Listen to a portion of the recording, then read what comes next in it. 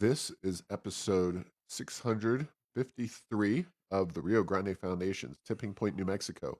I'm Paul Gessing. And I'm Wally Drangmeister. I'm president of the Rio Grande Foundation, New Mexico's free market think tank. You can find out more about the foundation at riograndefoundation.org. Wally, we are getting down to brass tacks here, and we're going to, at the end of the show, do a brief kind of pick 'em where we decide what candidates we believe are going to win their respective races. So you and I'll hash that out at the end of the show. And don't fast forward to the rest of the content, though. Figure this will be more relevant than coming back and, as we normally do, talk on Tuesday. The window, hopefully, between when we would have this conversation and when the results will be in, I say hopefully, that would be so short as to make the show less relevant. But giving ourselves a week here, we can discuss and debate briefly who we see winning some of these big races across the country. But as part of that presidential campaign that is, of course, at the top of all of our tickets across the country and across New Mexico, Donald J. Trump is coming to Albuquerque for an event on Halloween. And I guess whether you think it's a trick or a treat is up to your political persuasion. But this is supposed to take place at noon. It is going to be held at the Sunport at the Cutter Aviation Terminal. There is debate, as there always is, about anything Donald Trump related. Front page of the Albuquerque Journal, big discussion over whether the mayor of Albuquerque, Tim Keller, of course, a progressive Democrat, is rebuffing efforts to have the rally at the convention center, or whether repairs being made at the convention center are prohibiting this. And of course, there was something around the order of $200,000 in some security fees that the mayor slapped Trump with last time he was in town, and the legitimacy or illegitimacy of those, because those are typically, you're not held accountable for security fees as a candidate for the presidency when you come to Albuquerque or most other cities. So just the usual, but I do plan on being there on Thursday, and I'll give a full report next week. Well, it is interesting he's coming. Some of the national news coverage, it says, yes, New Mexico is in play. The New Mexico Democrats certainly don't think it's in play, though. I don't know what they think, but it is interesting. It's nice to see a presidential candidate make it to New Mexico anytime, and I would have thought it would have been the other side, but here we have Trump here in New Mexico. So Yeah, and in terms of the politics, what it means is that there's no way to spend this if you're a Democrat. This is a clear indication that, rightly or wrongly, Donald Trump and his campaign sees at least a sliver of opportunity here in the land of enchantment. There's no question that the Trump campaign feels that the wind is in their sails, and that they're moving in the right direction as far as they're concerned for winning this particular race. Is that the case? Only time will tell. But the fact that he would come to New Mexico, even for one event, is an indicator that he sees there's a possibility of winning the state of New Mexico. Now, I don't see, way back in 2004, the last time a Republican won the state of New Mexico is George W. Bush's reelection bid, and it was very critical in that particular race. If Trump were to win New Mexico somehow, to me that is a indicator of a pretty big national landslide. But Trump is not the kind of guy who wants to win on a technicality, wants to win the electoral college, lose the popular vote. He wants the whole enchilada, so to speak, and I think that's a big part of the reason he's coming here as well, is that he feels that he can win and win bigly, as Trump might say. Yes. Well, we are going to have to see, and obviously we'll talk about more about our predictions later in the show. But New Mexico has proven to be a stronghold of Democratic voting for a long, long time. And as you say, let's just say for now, back to 2004 on the presidential side. But the R's have not done well here recently in New Mexico. And will this be the one that is the exception and possibly the turnaround? We'll have to see. Yeah, exactly.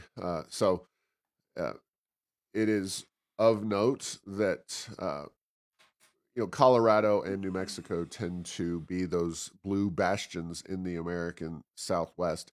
Uh, George W. Bush managed to win both Colorado and New Mexico back in 2004. So, uh, that I think we are maybe more likely to go towards Trump than Colorado, which indicates how far Colorado has moved leftward in a relatively short period of time. But yeah, it is.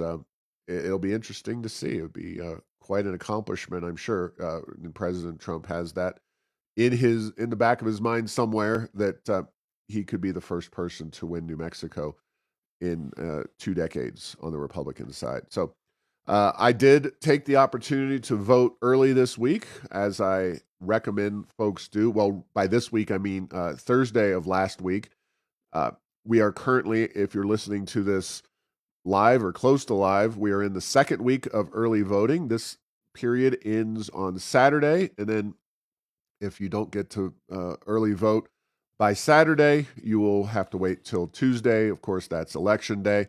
When I voted at my place there in the Andalusia area on the west side of Albuquerque, there were no lines. It was very busy, but the folks in charge were doing a great job of moving people along. It's a 5 to 10 minute process to fill in all those bubbles, but I was in and out in less than 15 minutes, even after talking to a friend or two that was working on the election. So, very expeditious if you do early voting. So, time is no excuse. Get your butt to the polls and make sure you vote. Yeah, Paul, I voted on Monday, yesterday. Similar experience. I voted at Tramway and Central, and I had to wait in line for almost 30 seconds. It was maybe 25, 30 seconds, and then I got in. Again, there were a lot of people there. It was full. Sometimes you go to those early voting locations during an off-season election, and there's literally nobody in there. But it was full, and people are moving in, but no lines, and very positive experience. They gave me my I voted sticker, which always cracks me up. It's like, okay, I guess that's what we get, is we get our voting sticker. Brought to mind back in the good old days when there were drive-in liquor stores. If you go through and they saw kids were in the car, they'd give you suckers, lollipops for the kids. And I was like, that's what it seemed like to me. It's like, okay, thank you for my sticker. I probably would have voted anyway. But just Well, they are upgraded stickers. oh, This year. no, they're big. They're Yeah. big. They're New Mexico. They're done by APS Yeah. students. I think they have Yeah. like 12 different versions. So I'm sure there are a handful of parents around the city who are, hey, can I get like 10 of those things? Because I want to save them because they're my kid. My kids drew that. Yeah. So anyway, yeah, it all went well. Now, New Mexico, we're a little slower than you would like to be on counting the votes, but believe me, we are not the state that I'm worried about getting things done on election night. That's a whole nother story in terms of if it's not a landslide, how long will it be until we know who's president, much less some of the other races. So Exactly. All right. Well, we'll move on. And, the Albuquerque Journal, its editorial board is probably, and I've been doing this for 18 years, it's at its top of its game right now in terms of overall editorial content. Like I said last week, they did a great job highlighting the judges and the critical importance of the judges in specifically addressing the crime issues. Now, on this past Sunday, October 28th, they did an editorial. Fundamental change in Santa Fe is the only solution to New Mexico's woes at this point. Now, I could not agree more. New Mexico is a wealthy state with oodles of opportunity. It's beautiful, great weather, and it's got all kinds of reasons for people to be here. But the reasons for people to not be here are inherently political, and they have to do with the mismanagement of our rich natural resources. They have to do with the lack of vision for economic success, educational success, crime, of course. Uh, so the title and the broad content are great.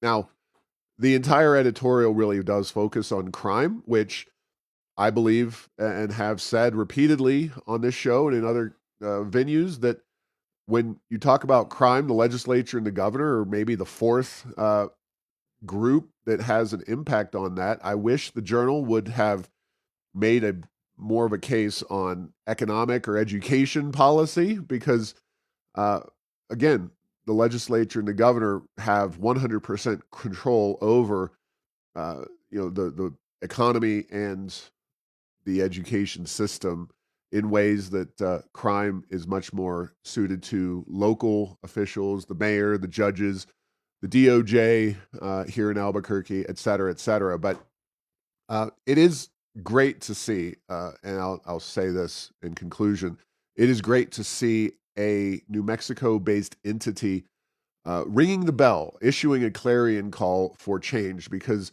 too often we just kind of go along to get along and expect that somehow something will change, even if we keep doing as the old apocryphal Einstein story goes, keep doing the same thing over and over again and expecting change. Uh, the editorial was welcome, and I do welcome their attitude of demanding and calling for change.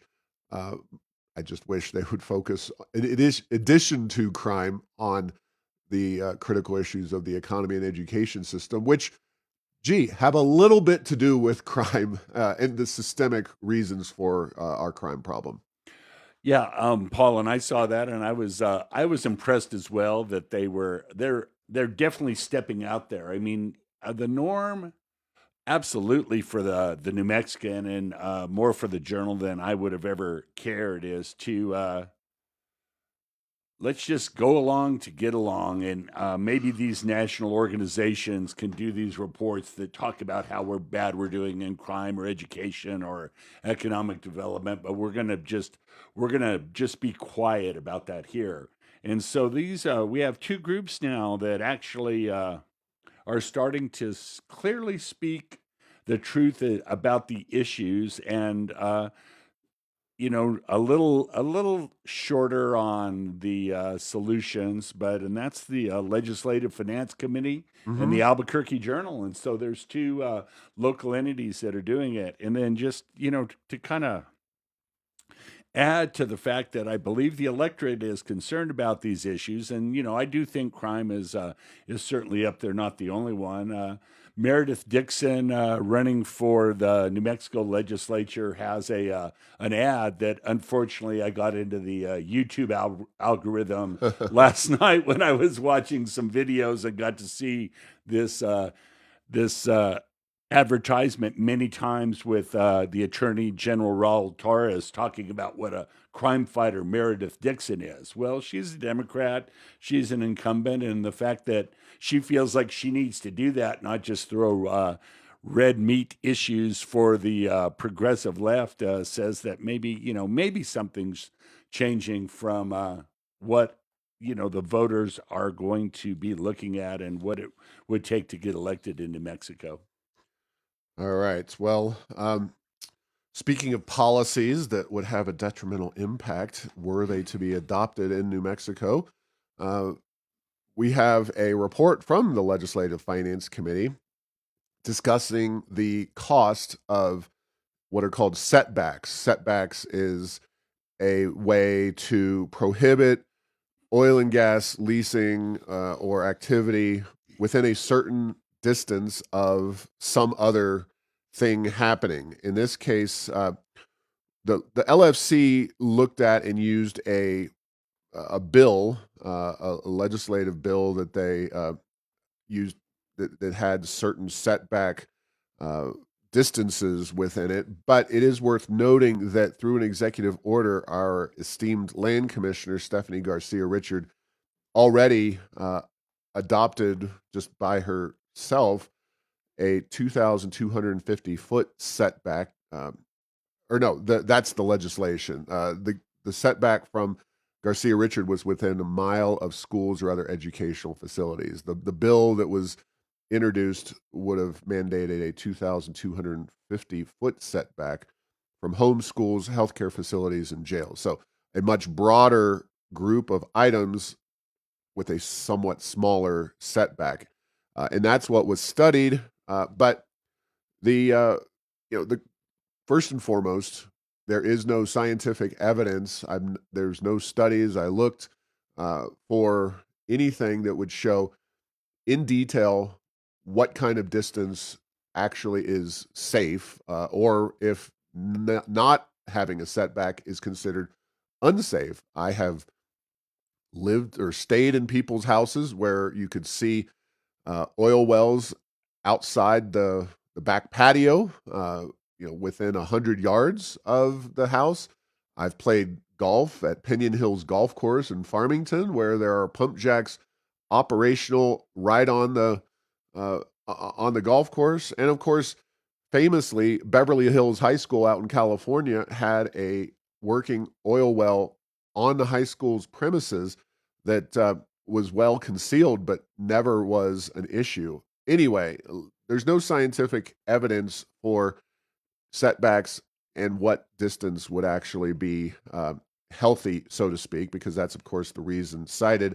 But the LFC found that within very short order, just a few years, the cost of these setbacks would rise to $800 million annually to the state of New Mexico. So we're talking about a very non-trivial cost for very dubious gains in terms of whatever health benefits would be uh, provided under such a law. And kudos to the LFC. I do believe and understand that obviously depends on the election, but a setback bill will not only be introduced in this session, but could be a priority, especially if the progressives are kind of reelected unchecked in these legislative elections. So something to contemplate as we head into the final days here of this election season and then into the legislative session.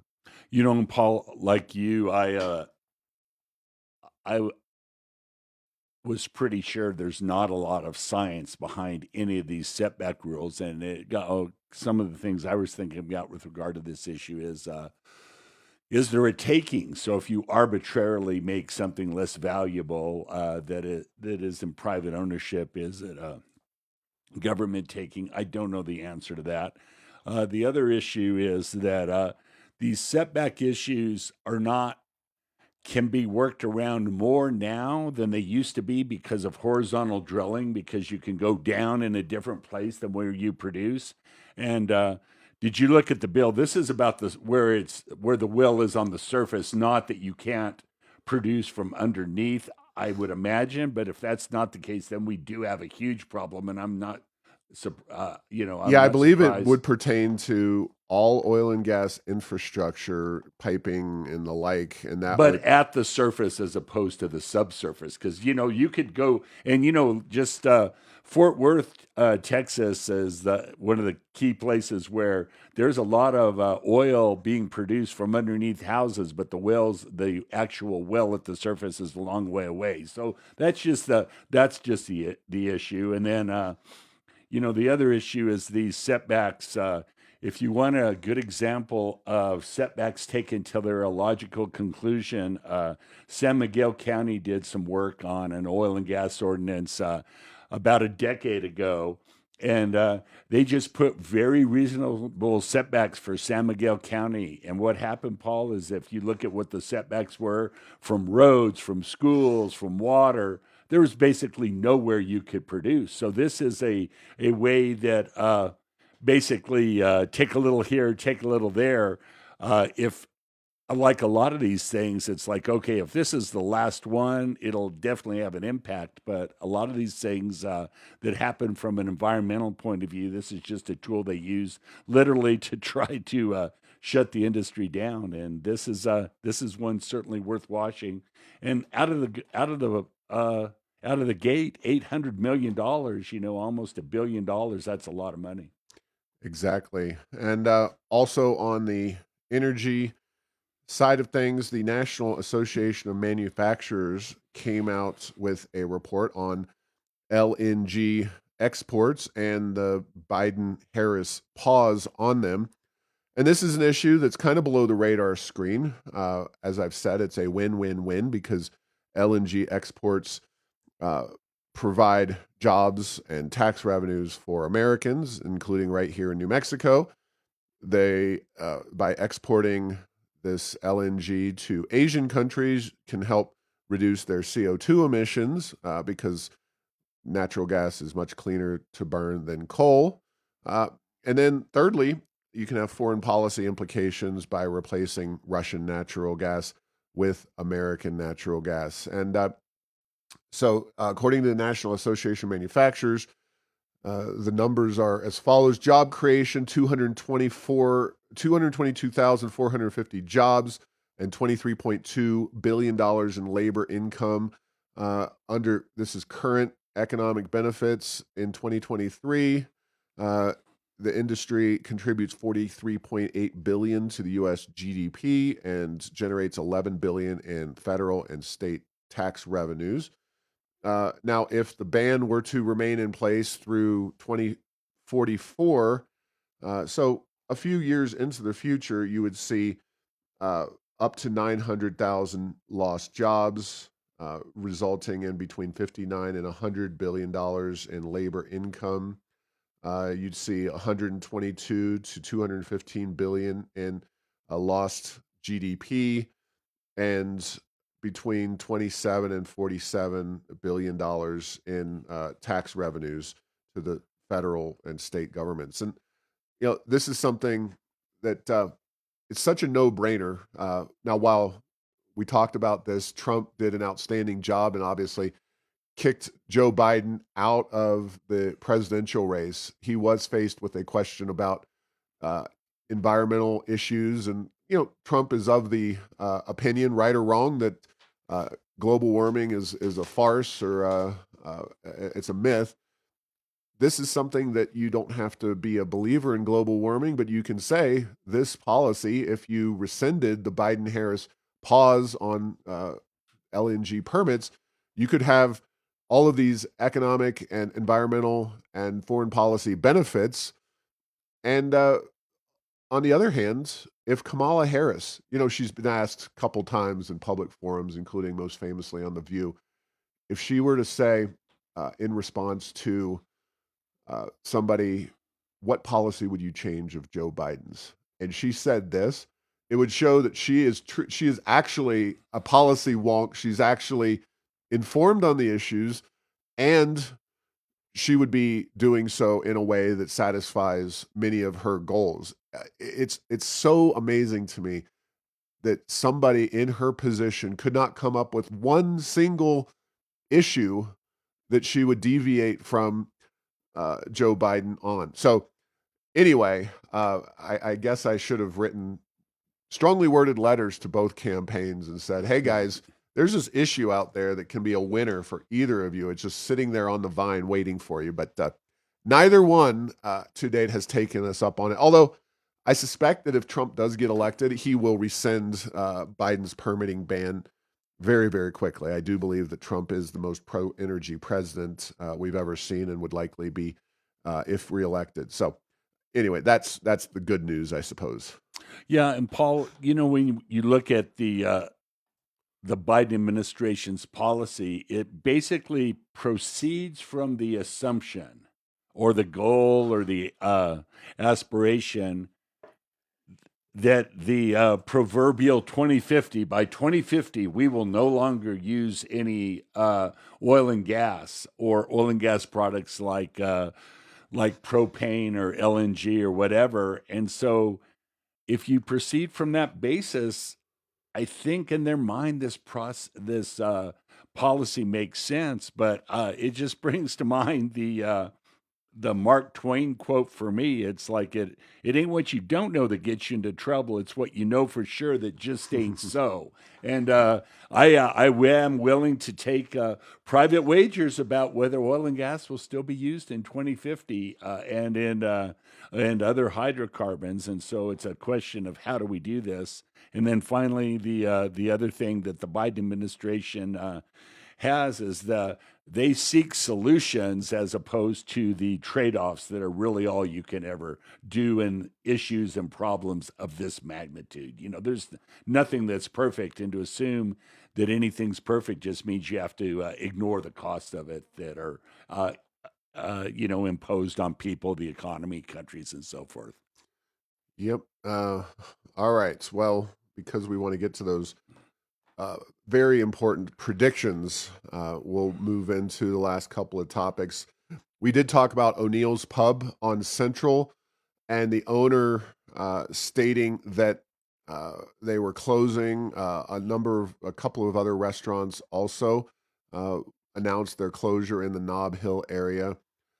Now, the owner of Nob Hill, I believe he is broadly kind of seen as being a supporter of democratic causes. Rob O'Neill is the owner, and I don't say that to, uh, except for one thing, is that he said, well, COVID and ART were the causes of his initial challenges in his business. Well, those are a few years old. Here we are, it's late 2024, and I know construction was going on throughout COVID on the ART. And trust me, nobody fought harder against ART. Maybe a few businesses did, but the Rio Grande Foundation was steadfastly opposed to ART, and I certainly believe that it had a negative impact on businesses, including O'Neill's Pub and Nob Hill.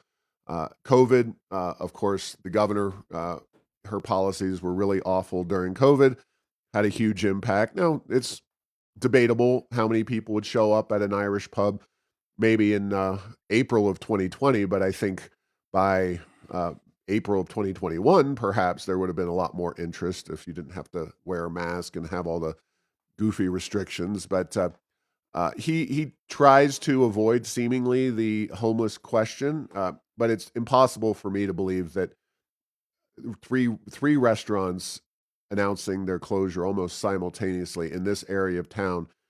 You know, Central is basically one long homeless-oriented corridor, all the way from Tramway to the west side of town. The worst areas are around Nob Hill, really from Eubank down to San Mateo and beyond, and then you got downtown and its problems as well. But Nob Hill is an outpost of a relatively nice area. And I don't know if he's trying to cover for some political allies or not, but you won't get any argument from me that ART was devastating and negatively impacted businesses. It's just wonder why it took 4 years for ART's construction, especially, to really do a number on O'Neill's Pub. Well, I have a theory, Paul, and I'll bring it up just because this is going to impact another industry that New Mexico's put a lot of emphasis on. Is that a lot of times restaurants and other businesses, they'll have leases in place that have personal guarantees or that would dramatically impact the finances of the owners and operators of these facilities. And so they get to a point where they're either not making enough money to make it worthwhile or even losing money, but they would lose less money than if they were to close down, have to declare bankruptcy, do some other things. And so a lot of times it's kind of the dead man walking. You will have a business that's just hanging on until that lease expires. And I believe, just the only reason I bring it up as well is you're going to see when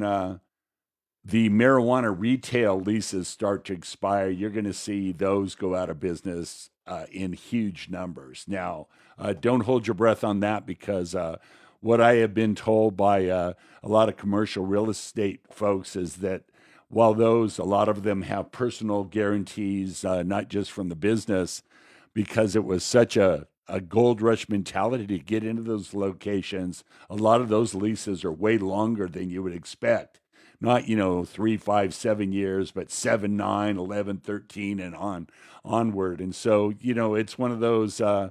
It is the bottom line is it's not always easy or uh, the least harmful to your finances to get out of business early in businesses like this. So we'll see what happens. Just a thought. And then the only reason that I maybe second that is there's a lot of talk from the other two about the lease rates, the rent going up on their restaurants. So they're like, okay, yeah, we're not going to pay that and be tied in for a long time.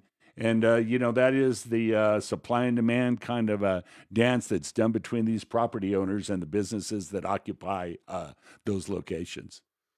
Yeah, now that's interesting. Those leases, it always perplexes me when uh, property owners seem, and it's not a business I'm directly involved with, but sometimes it seems like they are more willing to have a space sit open than they are to have a business paying, maybe not below market, but a relatively low rate. Um, and I understand that there may be tax implications and other uh, causes for those kinds of decisions to be made, but that would seem like a relatively, if there are uh, policy implications there that could be uh, turned around to keep businesses in those physical locations, some kind of tax credit or whatnot, because any city, any government will tell you that they would rather have an occupied building than an unoccupied building for all of the public safety and all of the concerns that you would have about those kinds of facilities sitting open. But anyway, we won't get into that. Maybe it's something for a future guest on the show to discuss in more detail, who knows all the ins and outs, so to speak.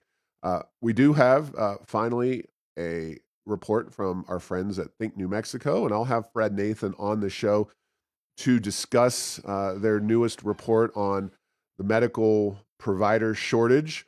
Uh, I think there are a lot of good things in this report. Uh, Broadly speaking, further reform to New Mexico's medical malpractice law, uh, trying to join interstate healthcare worker compacts, basically, rather than abolishing professional licensure, putting New Mexico into a compact to make it transferable from state to state. Uh, Credentialing done in a centralized way, tax policies more friendly to healthcare, including making the GRT exemption on medical providers permanent. That will expire in 2028 for absolutely no reason I can tell, but that will expire in a few years if not renewed. Uh, Enhancing Medicaid reimbursement, reducing claim denials under Medicaid, increasing the number of medical professionals through internal development. So, New Mexicans, encouraging them and helping them get through the process, as well as recruiting from abroad, and then creating a permanent fund for healthcare. Now, uh, looking at these, and you can find our detailed write up at errorsofenchantment.com, including links to their actual report. Overwhelmingly like most of what they're saying. Do not like the permanent fund aspect. I'm sick of permanent funds, government by permanent funds. I find it to be ineffective and you know not a way to uh, encourage good governance in New Mexico. Uh, in terms of Medicaid, we in our own report acknowledge that raising Medicaid reimbursement rates was something that could be done to increase our medical provider, increase their bottom lines and make doing business more viable in New Mexico. But long term, we need to reduce the number of people on Medicaid. That is a critical factor for a variety of goals that we would have in the state. And then when it comes to credentialing, uh, ideally, we would limit credentialing and reduce the number of professional requirements imposed by the state, and have that done through private sector means, not licensure at the state level. But overall, a very well thought out report. We will see if the legislature is willing to reopen this can of worms in 23. They were dragged kicking and screaming by overwhelming outrage by patients and doctors alike on specifically the medical malpractice issue. If anything, again, to criticize on the report, it's that it's just not too late, but it's something that the politics of this issue are such that Democrats are not inclined to open this can of worms, especially when it comes to the medical malpractice issue, or the tax issue, to be quite frank. They would more like to ignore it. So how this issue is taken up or whether it's taken up will probably be determinant on results here in a few weeks. Yes, and then Paul, it's kind of been what we have talked about, and for me personally, whether New Mexico's issues are crime schools and gross receipts tax, those are if you address those are the ones. And believe me, gross receipts tax can be done in one bill. Crime in schools requires a whole lot of work. But the fourth one on my list that's coming up more and more and more is healthcare in New Mexico. We have increasing numbers of specialties that just aren't here, and then we have rural areas that have never had these kind of doctors or healthcare providers that have had to come to places like Albuquerque, and because they're not in Albuquerque, you have to go elsewhere. And so, I do think this is an issue that could be addressed. And as you say, things like credentialing, you know, uh, it's kind of almost like these weird state esoteric credentialing things just act like being a member of the guild. It keeps competitors out. Well, we're not trying to keep competitors out. We're trying to make it a place where these professionals want to live and work and provide services in New Mexico. So that does seem like the low hanging fruit on that one. Absolutely. All right. Well, in terms of our issues of conversation, that's where we'll leave that. But we get into predictions, and here are some predictions that Wally and I are going to make relating to the election. I'll just lay mine out All there, right. and you can follow suit because we really haven't talked in detail about this. So obviously, we'll start off with the presidency. Uh, I am going to go out on a limb and say that President Trump will win, uh, but he narrowly misses out on the popular vote.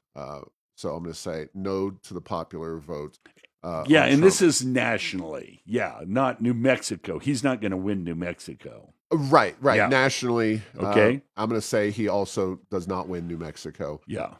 Heinrich maintains his Senate seat. However, the Republicans take a 52-48 lead. Kind of the baseline would be 51-49 with West Virginia and Montana, but I think Ohio, they may squeak out a victory there, and it'll be 52-48 Republicans. Ted Cruz also wins. I'm going to pick an upset and say Yvette Harrell makes a last second dash to success and wins the only competitive New Mexico House seat, and that the Republicans maintain a 10, and we probably won't know the ins and outs of this for weeks, but that the Republicans have a 10-seat majority in the U.S. House.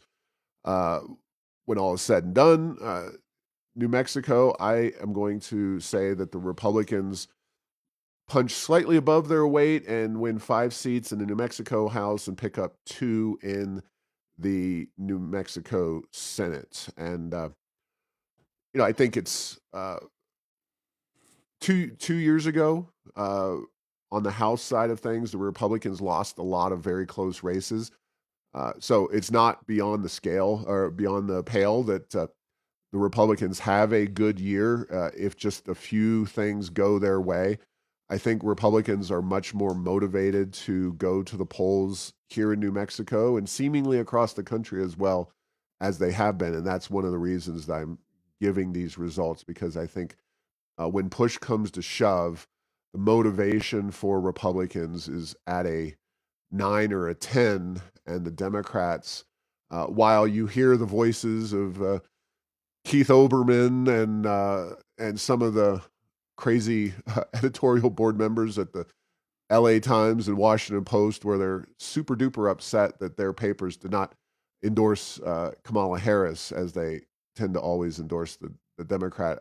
I do think that the average, and remember, it's a numbers game, the average Democrat voter is not as passionate about Kamala Harris as the Republicans are about Donald Trump. So that's where I am, and I will duly note your statements here, Wally, and we'll compare notes either next week or maybe 2 weeks, depending on. Well, no, we can't do it next week, so maybe it'll be the following week after that. Hopefully, we'll have pretty good handle on these things by that time. Yes. So I am going to say Trump wins nationally. I think it will be not a landslide, but it will not be a squeaker in the mid range of the expectations. Popular vote? He will lose California, Illinois, New York. They're Okay. just too big. These just to be clear, these are not these are predictions of outcomes, which is different than what my voting might Yep. have been. But I think Heinrich will win. I think he's actually had to do some work, which for that his opponent Domenici should be congratulated. But I just don't see that going over the top. And I was with you, Paul. If nothing else, I wanted to say, well, what upset could there be? And I do think Yvette Harrell could be one. I think her opponent is a very weak opponent with lots of baggage, and so will that be enough to get her over the hump on a district that was made to keep Yvette out? I think it will. So, real quick, what's the Senate breakdown? U.S. Um, Senate breakdown. I'm going to go 51-49. I Okay, think so it's you're going to not be seeing closer. much in the way of a Republican coattails. Yes, yeah, and I say that just because state after state after state, you always see that Trump tends to pull a little bit better than the leading Hmm. Republicans, like the senators. And Okay, then, but Yvette wins, and the House breakdown. How do you um, see the yeah, U.S. I'll House? say 6 to 10. Okay, So I'll put six. all right. Yeah, I need a number. Um, So what now New else? Mexico legislature and houses. Do you? Okay, I think we'll pick up three in the House, one in the Senate, and then I do think that it is the New Mexico version of the Trump doing better than the generic Republican in the state. And Paul, if there's one that I would just hope to be wrong on, it would be on the Heinrich Domenici race, and I would hope that I would be wrong on that. But that is what my financial probabilistic gut is telling me. All right. Well, yeah, I think it is going to be fascinating for a variety of reasons. If you are correct and the Republicans only pick up 3 House seats, that will leave New Mexico very open to the kinds of progressive policies that even failed last session. So it'll be a very fraught issue. I think Democrats will look at that situation and say, "Oh, nothing really changed. We got rid of 4 moderate Democrats who voted against paid family leave, and we only saw 3 Republicans, pick up those seats. So we ultimately have better numbers to pass paid family leave. If you get up to 5 or more, then you set in motion a situation where the Republicans have actually eaten into that Democrat majority a little bit. Senate less critical.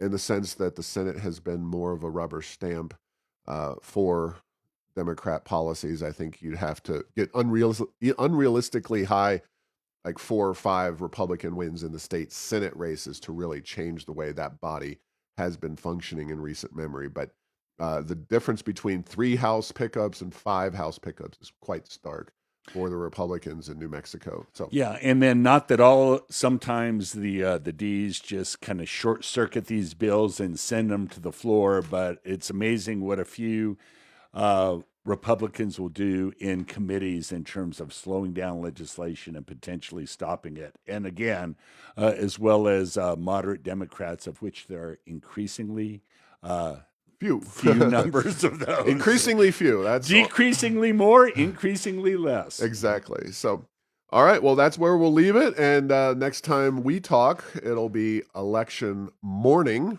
And then we're not going to do any predictions. We'll just be talking about what is happening and any last second vibes going on in this in these races and any other issues. And I'll have a full report on Trump's campaign rally here in Albuquerque.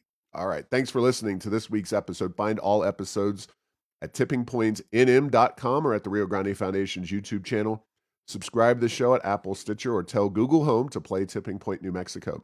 Thanks to Path 3 Marketing for producing this show.